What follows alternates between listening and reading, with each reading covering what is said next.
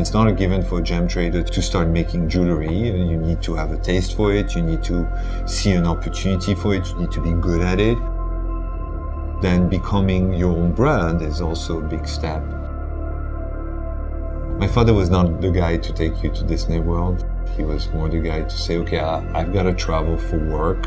So he would just process through hundreds of stones, and when he would see something good or something bad, sometimes he would take the time to look at it and show me and say, you see this fire, you see this color, that's really nice. The constant in his work was really about, of course, the quality of manufacturing and working light, working the flexibility of pieces, but it was also about compositions. The compositions had to be harmonious, they had to be beautiful, and a piece of jewelry needed perspective. Those things really stayed with me, not consciously at first, but later on when I started making my own jewelry, I realized that they had become my reflexes. Jewelry and color work together. Your connection with that stone, that first moment where you notice it, it starts with the color.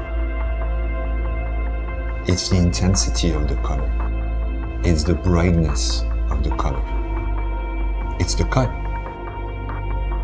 Sometimes for some stones I see them and I know at that specific moment that it has to be mine. There's nothing rational about it. It's about this stone. The connection between human beings and inorganic material and especially precious gemstone has been the subject of many studies and books. At the end of the day, we come from the same planet, and there is a connection. The most beautiful thing is to mount a stone full of life. The process of designing around it is easy because you want to give it the best, so you're going to pay attention. It's my only chance to prove to the world that I know what I'm doing. That's how artists function, and I believe that what we do is an artistic process. I see this place as a working place for our craft. And it will always be a work in progress. It will never be finished.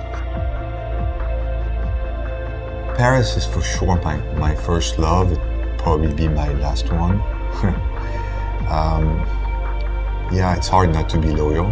But when I had to make the decision of either moving to Paris or bringing Reza to New York, this was an opportunity to bring in a completely different feel than the one my father and the brand had experienced in Paris, that brought a lot of great things that are still part of our legacy and are definitely a constant inspiration for me. But it was an opportunity to bring something else, something different than the old Europe, and bring this sense of the new world with no rules and the ability to create your own.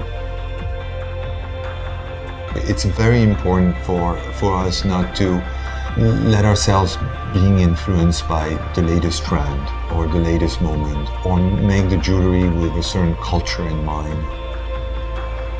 I try to isolate us from all those influences, to stay focused on the piece, on the stones. We make pieces with a goal and an objective of them being timeless and being worn in a future we don't know the outline of.